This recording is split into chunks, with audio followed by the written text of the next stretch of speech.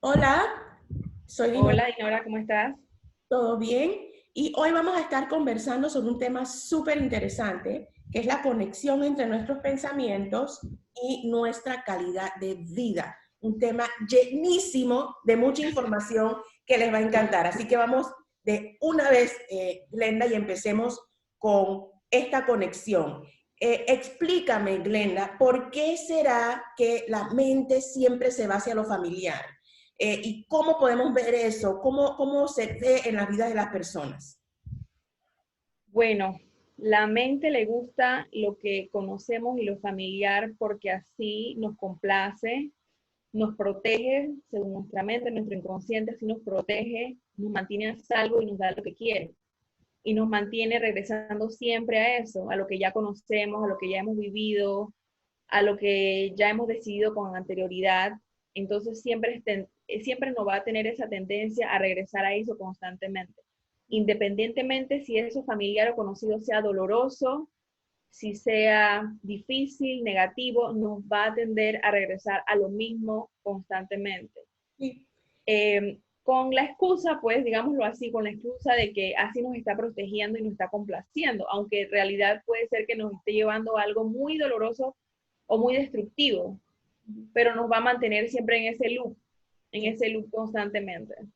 La mente trata de ser eficiente y para la mente eficiencia significa no necesito desperdiciar tiempo y energía haciendo esto, ya lo sé hacer, voy a hacerlo automáticamente. Y como yo siempre digo a las personas, es como cepillarse los dientes. Ya después de que tú llegas a cierta edad y tienes experiencia cepillándote los dientes, ya tú no tienes que estar y que, primero le pongo pasta, después lo, no, es automático. Y eso es lo que la mente busca. Entonces, la parte negativa es que quizás eso sea útil para cepillarse los dientes, manejar, peinarse, bañarse, pero no solamente funciona ese tipo de actividades, sino que en la vida real. Y por eso muchas veces tenemos dos, tres, cuatro, cinco parejas que son idénticas y decimos y que, ay, es que no sirven, no hay buenos hombres. Y ese no es el caso. El caso es que tu mente busca lo familiar y constantemente estás buscando ese tipo de personas sin querer queriendo. Sí, es un proceso totalmente inconsciente, ¿no? Pero, por ejemplo, la gente se queja siempre y dice, no, es que a mí yo siempre me encuentro con el mismo tipo de personas. Yo siempre me encuentro con el mismo tipo de amistades que me utilizan, o con el mismo tipo de hombre que no se comporta bien conmigo.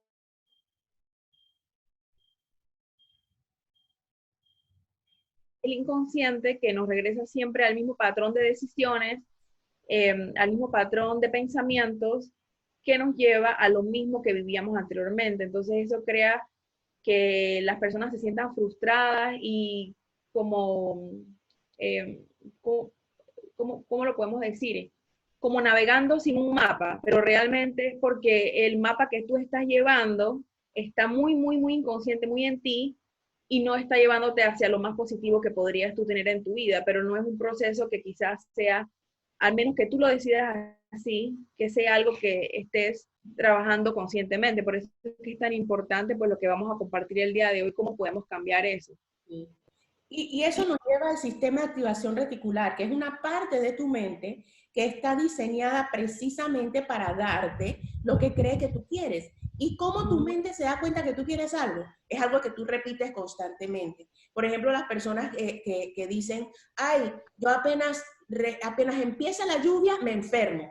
Entonces, eso no tiene ninguna explicación lógica, pero de tanto decirlo, tu mente dice, cuando empiece la lluvia, ella se quiere enfermar y así va a ser. O decimos que, ay, apenas conozco una persona, me traiciona. No es, Correcto. eso no es lógico, pero tu mente, tratando de complacerte, tu sistema Te da lo que articular va a darte lo que quieres. Y eso funciona en otros ámbitos también. Me gustan los carros de cierta marca, y de repente salgo a la calle y los veo por todas partes. No es que de repente a todo el mundo también le guste ese carro, sino que mi sistema de activación reticular va a empezar a enfocarse en ese tipo de carros y yo voy a creer entonces que hay más de ese carro, pero no, es el enfoque. Entonces mi sistema de activación reticular está encargado de enfocarse en lo que cree que yo quiero. ¿Ok? Porque, igual ajá, como que te pierdo de repente así, no sé. la señal, igual funciona para lo positivo. Hay personas que constantemente pues piensan de otra manera y dicen, no, es que a mí todo me sale bien, a mí todas las puertas se me abren o yo constantemente hago dinero, entonces tienen otros resultados porque su mente les da lo que ellos están pidiendo, en lo que ellos están constantemente pensando, lo que están constantemente deseando, entonces les da eso mismo, pero también funciona para lo opuesto, para lo negativo. Y funciona para todo, porque la mente es así. La Entonces, mente.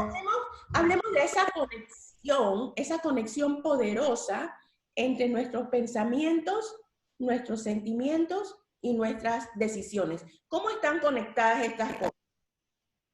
Bueno, están íntimamente conectadas. Lo que yo me he dado cuenta mucho en las personas es que confundimos lo que son pensamientos con emociones y sentimientos. Hay como una confusión entre esos tres términos, ¿no? Me gusta explicarlo con ejemplos mejor. Por ejemplo, si yo estoy diciendo, si yo pienso, en esta fiesta en la que estuve, no me fue bien. Ese es un pensamiento. En esa fiesta en la que estuve no me fue bien. ¿Okay? Ese es el pensamiento. Pero si yo siento, yo pienso que me sentí triste. O sea, realmente ahí estás hablando es de la emoción que sentiste. Me sentí triste en esa fiesta. No me gustó. El sentimiento que te trajo esa tristeza, ¿cuál fue? ¿Cómo te sentiste? No, me sentí desplazado. No me sentí cómodo. Esa realmente fue el sentimiento que te trajo la emoción de cómo te sentiste en esa fiesta. Entonces, lo digo de esta forma porque cuando nosotros aprendemos a identificar los pensamientos que tenemos, las emociones que despiertan esos pensamientos, los sentimientos que despiertan esos pensamientos y esas emociones, como que aprendemos a conocernos mejor y saber realmente qué nos gusta, qué nos gusta, qué no nos, qué no nos gusta, perdón, y hacia dónde queremos ir o lo que queremos experimentar. Porque si por ejemplo, volvamos al tema de la fiesta, si yo siento que en una fiesta yo no me siento cómodo, si yo siento que me siento triste en una fiesta y que no es un ambiente que me agrada, entonces si yo debería entonces comenzar esa información me sirve a mí para tomar otras decisiones. A lo mejor yo no soy una persona de fiestas. Claro. Y ahí con ese ejemplo me gustó porque el pensamiento es, esta fiesta no me gusta, No me gusta. la emoción es tristeza, el sentimiento es incomodidad. ¿Y cuál es la decisión que tomo? A la gente que hay en esta fiesta no sirve, ¿verdad? Ajá. Me voy. Me voy de la fiesta porque la gente no sirve. Y no me doy cuenta que realmente esa fue mi percepción, no necesariamente la realidad de lo que estaba sucediendo en la fiesta, sino mi percepción de mi experiencia personal. Entonces ahí se ve claramente la conexión que hay entre nuestros pensamientos y el tipo de decisiones que nosotros entonces tomamos. Y a veces esas decisiones nosotros pensamos que son las únicas que podíamos tomar en esa situación, esa es la decisión verdadera, pero realmente no. Esa decisión venía agarradita de varias otras cualidades que no necesariamente eran reales, ni eran las más inteligentes, ni las más maduras. Vamos a compartir algunas herramientas. ¿Cuáles son algunas cosas que si yo me estoy dando cuenta que es posible que mis pensamientos me estén dominando y me estén llevando hacia tomar decisiones y tener actitudes y conductas inadecuadas? ¿Cuáles son algunas herramientas que podemos utilizar para controlar esto? Bueno, primeramente, tomar la decisión conscientemente de que nosotros queremos descubrir qué cosas podemos nosotros estar pensando que nos pueden estar llevando por un camino en las diferentes áreas de nuestra vida que no son de lo más positivo. Eso primero, o sea, hay que tener esa disposición. Y a veces esa es la parte más difícil, porque las personas pues no están dispuestas a salir de su zona de confort, por lo que hablábamos en antes, porque el cerebro nos quiere llevar siempre a lo conocido, porque ahí estamos chéveres, ahí estamos tranquilitos, ahí no hay mucho esfuerzo, ahí ahorramos energía. Entonces, el salir de allí requiere cierta incomodidad, pero esa incomodidad es necesaria y es positiva, porque tenemos que sentir esa incomodidad para poder mejorar. Entonces, eso es lo que mucha gente, pues, pregunta, pero ¿por qué si es necesario yo me siento tan incómodo? ¿Por qué si es necesario yo me siento tan nervioso, tan ansioso? Porque es que estás entrando a un área que no conoces, es desconocido. Y tu cerebro te va a tratar de llevar nuevamente a lo que conoces, así sea que sea muy malo. Exacto. Entonces, conscientemente tienes que tomar esa decisión. Observar.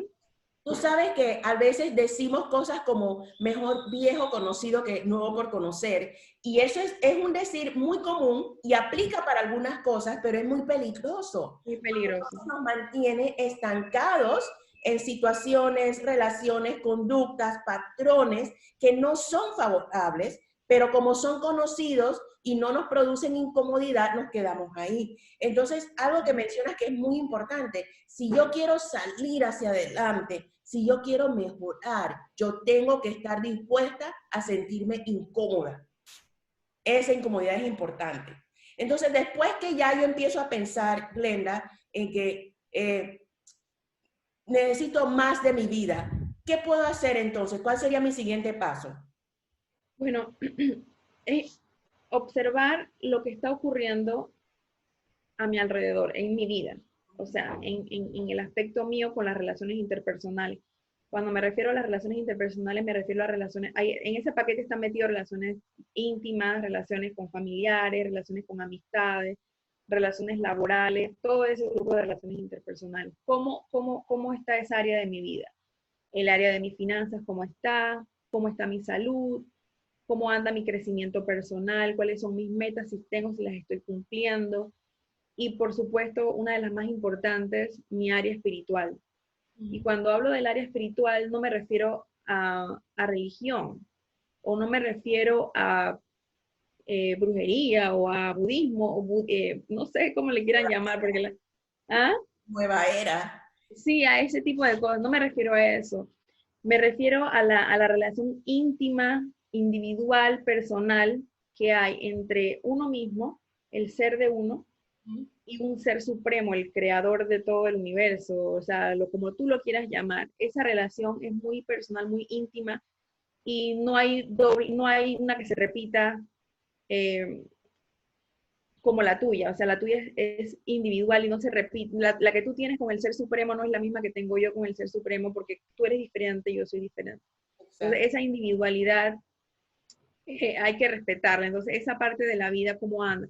Yo digo que hay que observar cómo andan todas esas áreas de la vida de uno y ser honesto y sentarse con mucha honestidad con uno mismo a decir, bueno, tengo que ser realista. Esta parte de mis relaciones interpersonales no anda bien, yo no me llevo bien con mi familia, siempre salgo de conflicto en todos mis trabajos. Hay personas que increíblemente he conocido a mucha gente que cuenta cosas así como en forma de cuento chistoso, pero realmente no son ningún chistoso. Ay, entonces, yo me salgo de pelea en todos mis trabajos con todo el mundo. Eso no es normal. No es normal que tú salgas de pelea en todos los trabajos donde estás, o que tú salgas despedido de una forma bien tóxica o difícil en todos los trabajos donde tú estés, o que no tengas estabilidad laboral. Esas cositas te dan tips o te dan ciertas señales de que esas áreas en tu vida no andan bien. Exacto. Pero vuelvo a lo mismo nuevamente, hacer este ejercicio de realidad, hacer este ejercicio consciente, no se siente cómodo, no es fácil y a veces duele. Y me gusta, es un poquito incómodo. me gusta lo que dijiste, que uno tiene que ser muy honesto, porque lamentablemente vivimos en una época en donde la deshonestidad vende. ¿Y a qué me refiero? Si yo quiero más likes en redes sociales, yo tengo que ser deshonesta. Estoy bien, todo está lindo, qué bien me siento, qué precioso, ¿verdad? Y muy pocas personas están dispuestas a decir, oye, tú sabes que me va mal. Porque si yo empiezo a hacer eso, entonces la gente me va a juzgar. Pero este proceso, aparte de que es privado y es individual y es personal, es un proceso enriquecedor. Porque cuando tú tienes que entrar y ser honesta. Ya, tú no tienes por qué mentirte a ti misma si tú te sabes tu verdad, ¿verdad? Entonces, las áreas, las repetimos, son relaciones, finanzas, salud, crecimiento personal y espiritualidad. Ok, entonces ese fue mi primer paso. Miré y analicé y me di cuenta que hay cosas aquí que no me están gustando. ¿Qué sigue? Eso que dijiste anteriormente me gustó mucho porque hoy en día eh, se nos enseña o estamos bombardeados por todos lados de que vivir siendo no auténtico es lo que es, así se debe vivir. Y eso causa muchas dificultades porque tú vives en un mundo falso, en una falsa realidad. Entonces, muy por el contrario, el ser auténtico con quién es uno, produce mucho crecimiento personal y te trae más felicidad, pero nos venden lo contrario. Tienes que aparentar lo que no eres, porque eso vende, porque eso es mejor. Entonces dejas de ser tú mismo y dejas de poder tener ese momento tan íntimo de entrar dentro de ti y decir, oye, con honestidad, ¿qué es lo que está pasando conmigo? Entonces, esa autenticidad y esa honestidad en este proceso del cual estamos hablando, Dinora, es bien importante. Eso es clave. Sí. Estar dispuesto a ser auténtico y honesto contigo mismo. Pero porque si yo no estoy dispuesta a reconocer mis fallas y mis errores, ¿cómo voy a cambiar? No se puede. No se puede. No se puede. Entonces, es importante.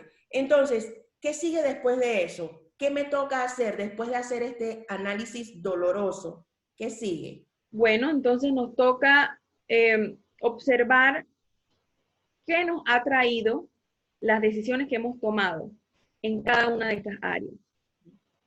¿Qué decisiones yo tomé en el pasado, ¿Qué me ya trae? sea en el pasado corto o largo, que me ha llevado a estar en la situación en la que estoy actualmente? Ahí viene otro baño de realidad.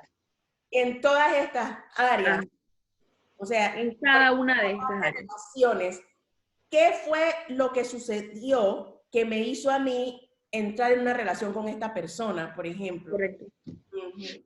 Es verdad que ese es otro baño de realidad y es doloroso, Sí. porque entonces me toca a mí admitir que no fue culpa ni del gobierno, ni de mi maestra de kinder, ni de mi mamá, ni mi papá, sino fueron decisiones que yo tomé que me han traído hasta este punto.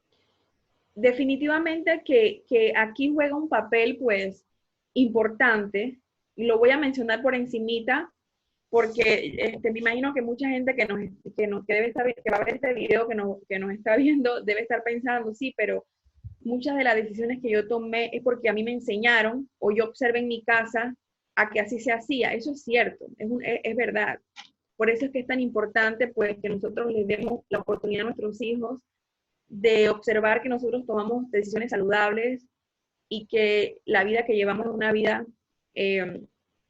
positiva en lo que cabe, porque evidentemente cuando ellos sean adultos, las decisiones que ellos van a tomar es en base a lo que ellos observaron, vieron y que pudieron absorber de su alrededor. Entonces sí está ese factor Porque eso regresa a lo que dijimos al inicio, la mente siempre va a buscar lo a que es lo familiar. familiar. Entonces, si Correcto. yo crecí viendo adultos que tomaban ese tipo de decisiones, eso es familiar para mí. Y esa es una de las razones Correcto. también por las cuales hay tantos especialistas que nos dicen que nosotros tenemos el hábito de casarnos con personas similares a nuestros progenitores. Y es lo mismo, porque eso es familiar. Para mí es Familiar. familiar que las personas se traten de esta forma, entonces yo voy a crecer y voy a tomar esas mismas decisiones. Pero al final Correcto. de cuentas, yo tengo que estar dispuesta a admitir que la decisión la tomé yo. Yo, así es.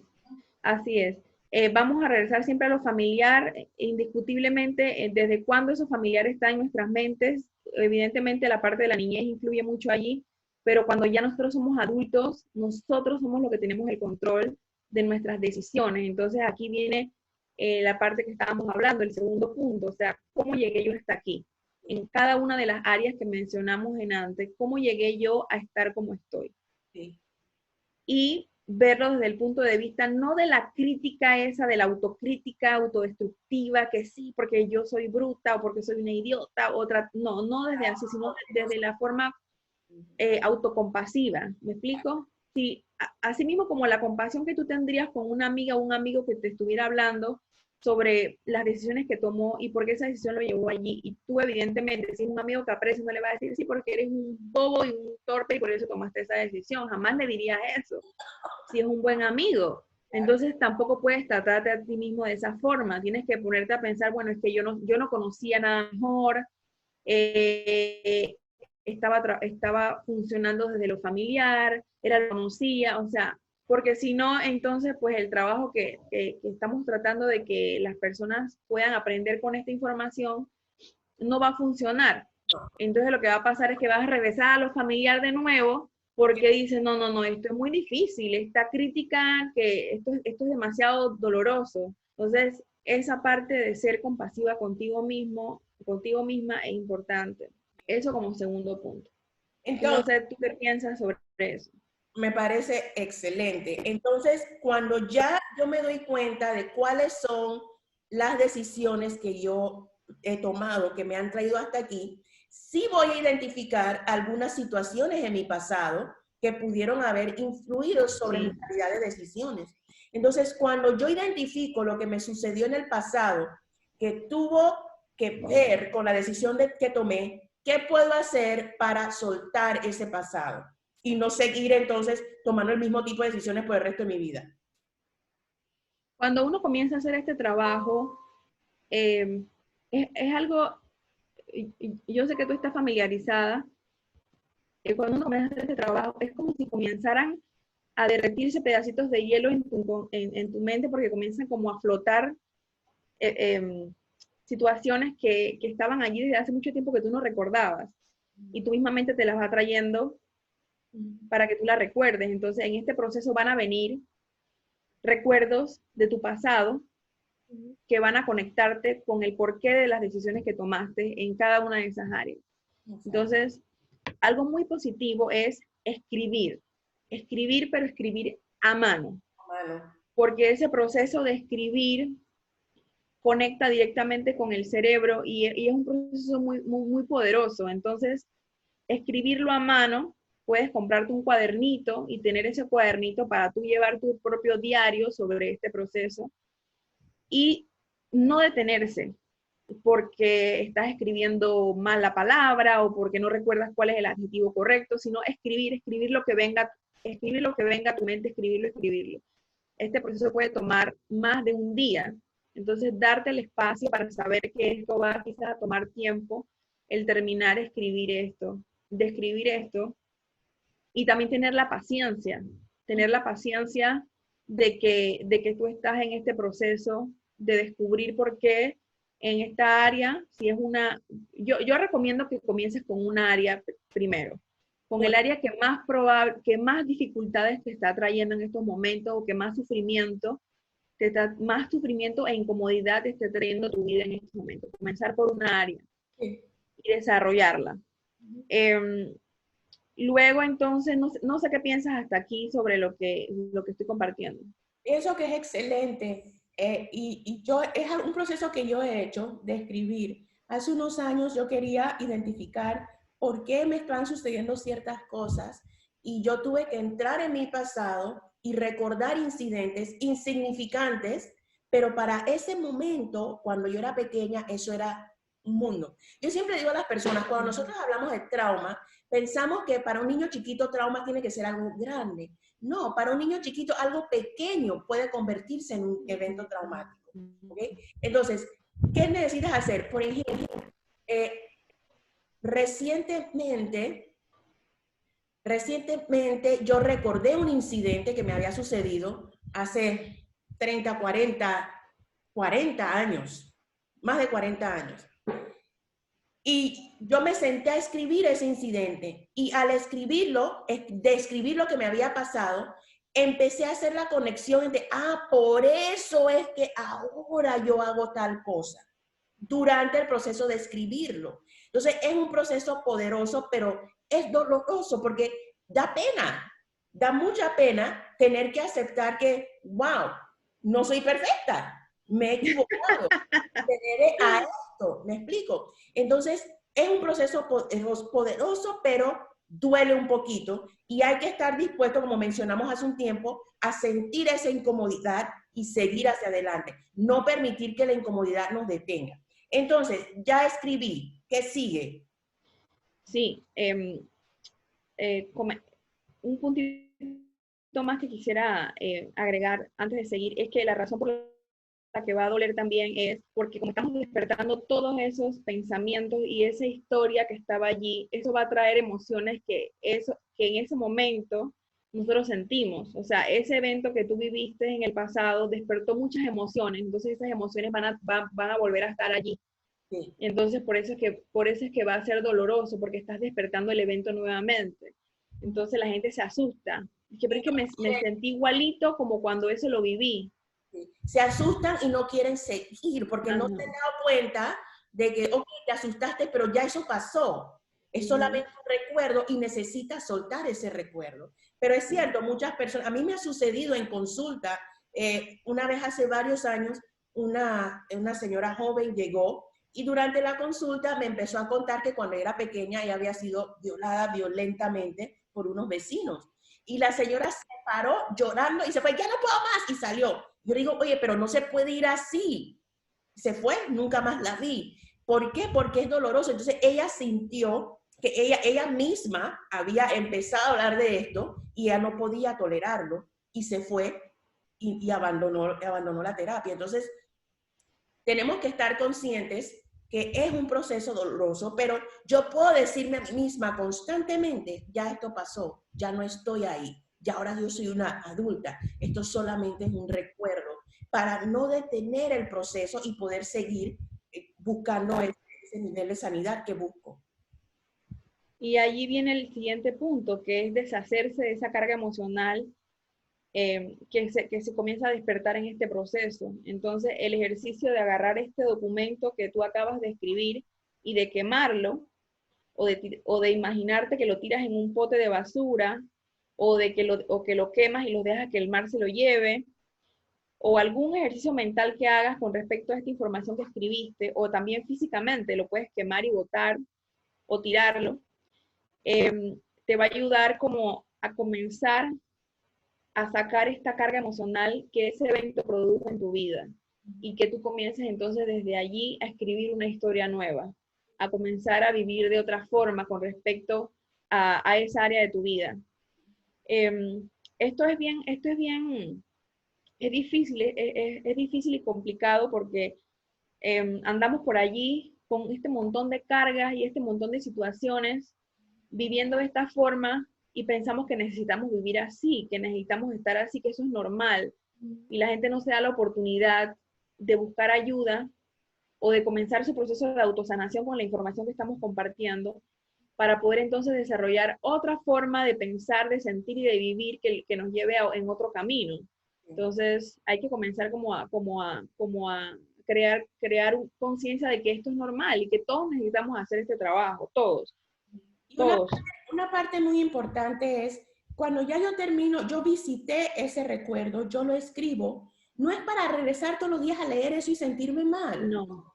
Yo estoy haciendo este proceso porque yo he decidido que ya es hora de soltar esto y tengo que estar dispuesta a eso. Entonces, escribo, rompo, suelto, quemo y necesito hacer un proceso imaginario para que mi mente entienda que yo estoy soltando este evento. O sea, que no es escribir por escribir, es escribir porque este es parte de mi proceso de sanidad y yo voy a soltar este evento. Entonces, cuando digo proceso imaginario, sencillo. Imagínate, como tú mencionaste, que el mar se lo lleva o que respiré profundo y se fue un globo. Y hazlo porque tu mente necesita ver ese vínculo entre el proceso que estás haciendo físicamente y un proceso mental. A la mente le gustan mucho imágenes, colores, palabras. Por eso es que cuando vemos un programa en televisión, nos lo creemos y el cuerpo reacciona. Y vemos una película de terror y sabemos que es una película, pero empezamos a reaccionar porque la mente necesita eso.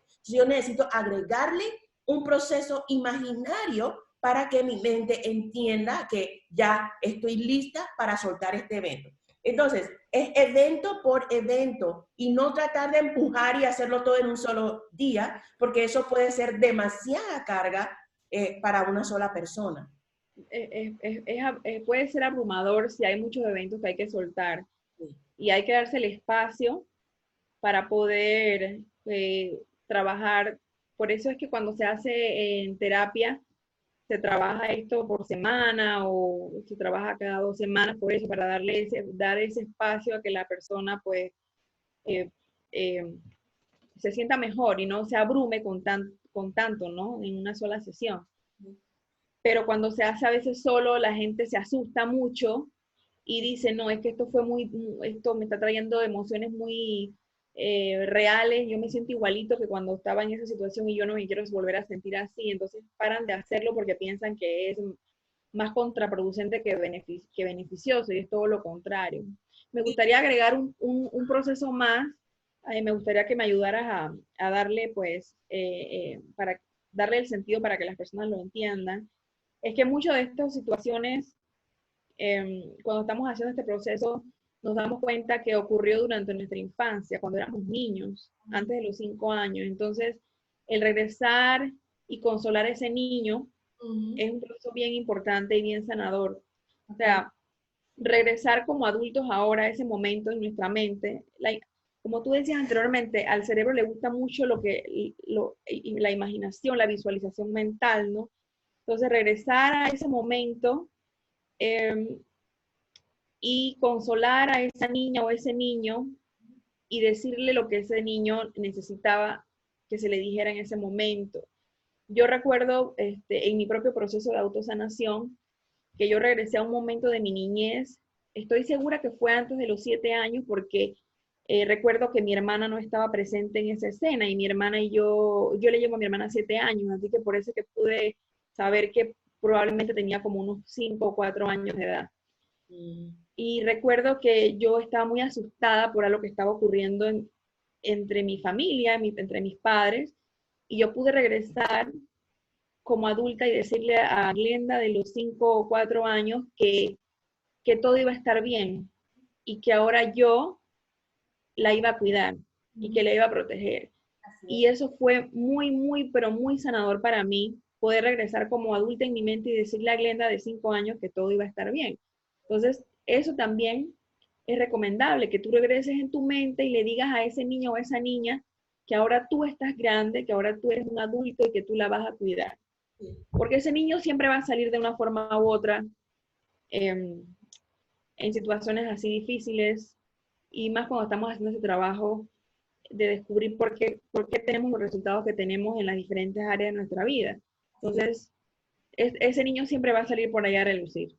Sí. Y eso que acabas de decir es muy poderoso y sirve, porque muchos de nosotros seguimos llevando en nuestras mentes a un pequeño o una niña pequeña llorando, sufriendo.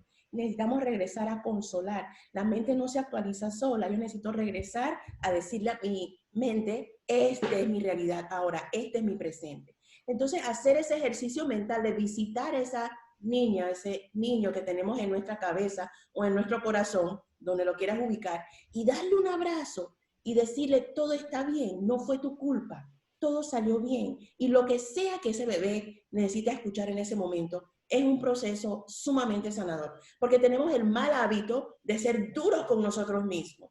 Somos duros y no nos perdonamos y nos criticamos fuertemente. Y eso realmente es contraproducente, eso no lleva a nada bueno. Pero tomar ese momento y poder consolar a ese niño pequeño que fuimos, y que yo siempre digo a la persona, la única persona que tiene a esa niña en su cabeza eres tú. Entonces te va a tocar a ti lidiar con esa niña o ese niño. Glenda, creo que se nos acabó el tiempo. Vamos a quedarnos hasta acá.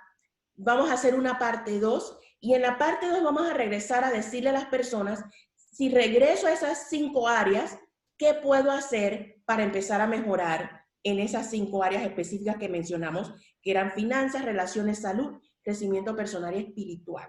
Entonces, hoy hablamos acerca del proceso ese de esta autosanación, y en la siguiente parte vamos a hablar ahora de, ya hice mi proceso de autosanación, ¿qué sigue? ¿Qué te parece si hacemos eso?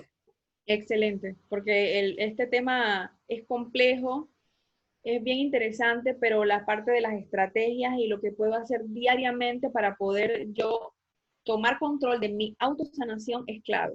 Así que lo vamos a compartir en un video 2 para que las personas lo puedan tener y puedan incluirlo en su proceso de autosanación, que es bien importante. Perfecto. Entonces, vamos a cerrar este video hasta aquí y nos vemos en la próxima. Gracias, Hasta Glenda. luego. Chao.